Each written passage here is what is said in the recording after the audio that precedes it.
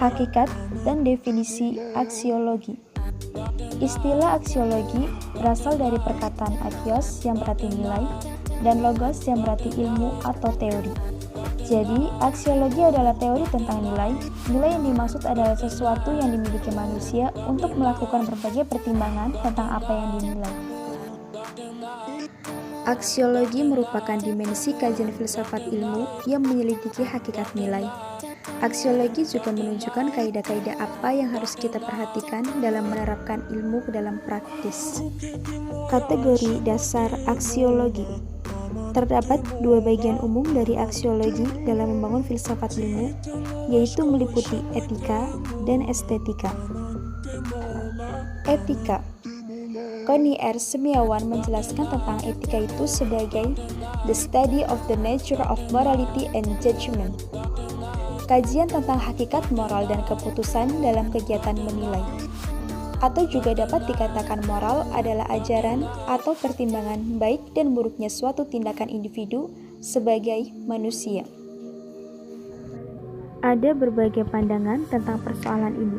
Jika disederhanakan dapat dikelompokkan menjadi dua, yaitu monisme moral dan pluralisme moral. Monisme moral, yaitu pendapat bahwa nilai dan aturan moral itu hanya satu. Pandangan keseragaman moral ini berkaitan dengan asumsi monisme ontologis atau keseragaman umat manusia. Penganut monisme ini tidak menyangkal adanya perbedaan, akan tetapi perbedaan bukanlah nilai dari kemanusiaan. Menurut penganut monisme, persamaan jauh lebih penting dan utama dari perbedaan. Pluralisme moral. Pluralisme moral lebih menerima dan menghargai keragaman aturan moral. Pluralisme moral lebih memberikan pengakuan dan penghargaan pada pluralisme budaya, etnis, agama, dan agama dengan nilai-nilai moralnya. Estetika. Semiawan menjelaskan sebagai the study of nature, beauty, and the fine art, memberikan tentang hakikat di dalam seni. Estetika merupakan cabang filsafat yang mengkaji tentang hakikat indah dan buruk. Estetika membantu mengarahkan dalam membentuk suatu persepsi yang baik dari suatu pengetahuan ilmiah, agar ia dapat dengan mudah dipahami oleh khalayak luas. Sifat-sifat dasar pengetahuan universal, berarti berlaku umum. Salah satu tuntunan yang harus dipenuhi oleh ilmu atau pengetahuan ilmiah, yaitu ilmu harus berlaku umum, lintas ruang dan waktu paling sedikit di bumi. Dapat dikomunikasikan. Apabila bahasa tidak merupakan kendala, pengetahuan ilmiah itu bukan saja dimengerti artinya, tetapi juga maknanya. Jadi memberikan pengetahuan baru kepada orang lain dengan tingkat kepercayaan cukup besar. Progresif. Progresif dapat diartikan adalah kemajuan, perkembangan, atau peningkatan. Sifat ini merupakan salah satu tuntunan modern ilmu. Sifat ini sangat didorong oleh ciri-ciri penalaran filosofis, skeptis, menyeluruh, mendasar, krisis, dan analitis yang menyatu dalam semua imajinasi dan penalaran ilmiah.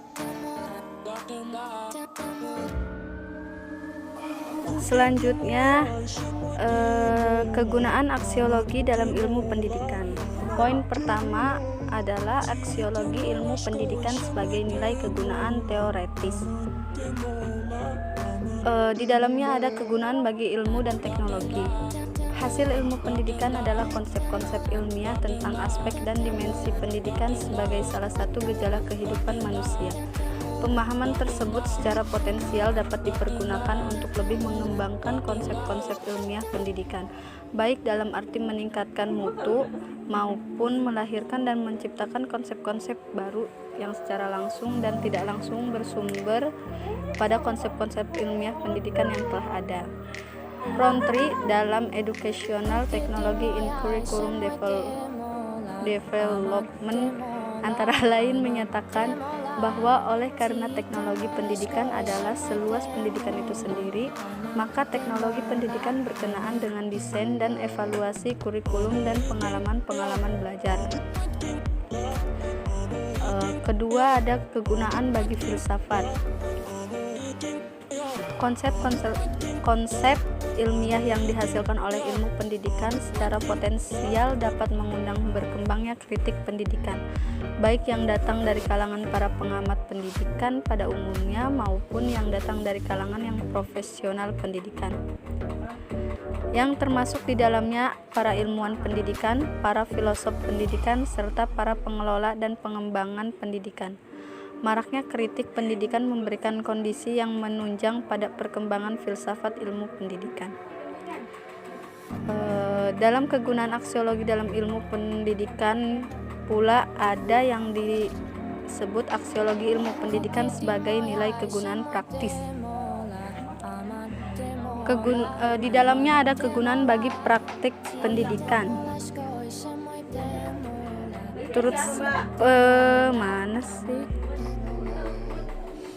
Hal ini terjadi karena konsep-konsep ilmiah pendidikan menerangkan prinsip-prinsip bagaimana orang melakukan pendidikan.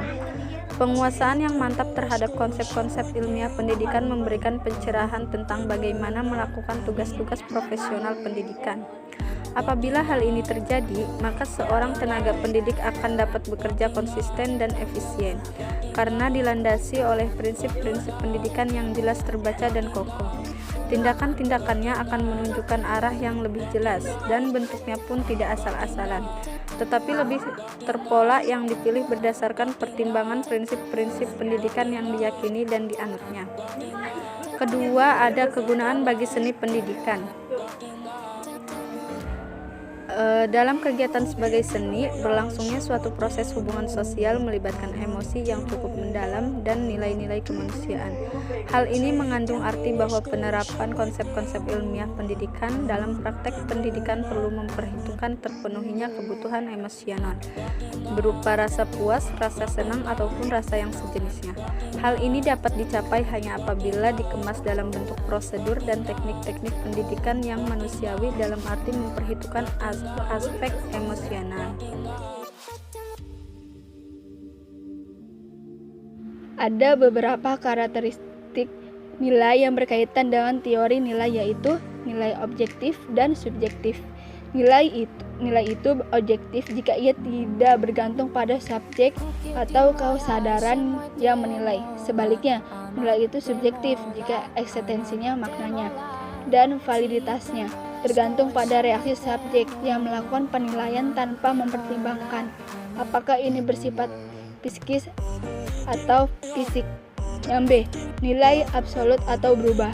Suatu nilai dikatakan absolut atau abadi apabila nilai yang berlaku sekarang sudah berlaku sejak masa lampau dan akan berlaku serta abad sepanjang masa, serta akan berlaku bagi siapapun tanpa memperhatikan ras maupun kelas sosial. Di pihak lain, ada yang beranggapan bahwa semua nilai relatif sesuai keinginan atau harapan manusia. Kolerasi antara filsafat ilmu dan aksiologi. Keterkaitan antara aksiologi dengan filsafat ilmu adalah nilai. Nilai itu bersifat objektif, tetapi juga bisa bersifat subjektif. Dikatakan objektif apabila nilai tidak tergantung pada subjek atau kesadaran yang menilai. Tolak ukur suatu gagasan berada pada objeknya, bukan pada subjeknya yang melakukan penilaian tersebut.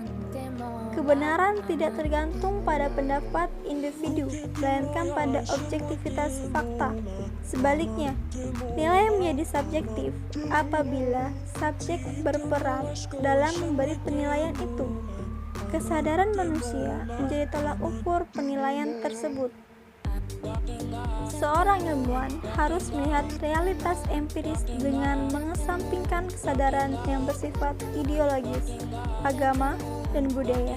Seorang ilmuwan haruslah bebas dalam menentukan topik penelitiannya, bebas melakukan eksperimen-eksperimen.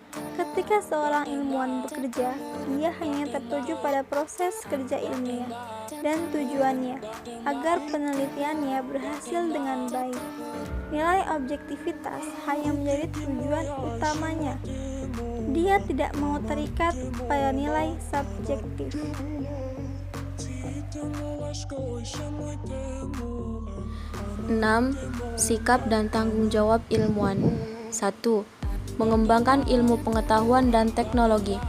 Berpikir, melakukan penelitian dan pengembangan, menumbuhkan sikap positif, konstruktif, meningkatkan nilai tambah dan produktivitas, konsisten dengan proses penelaahan keilmuan, menguasai bidang kajian ilmu secara mendalam, mengkaji perkembangan teknologi secara rinci, bersifat terbuka, profesional dan mempublikasikan temuannya.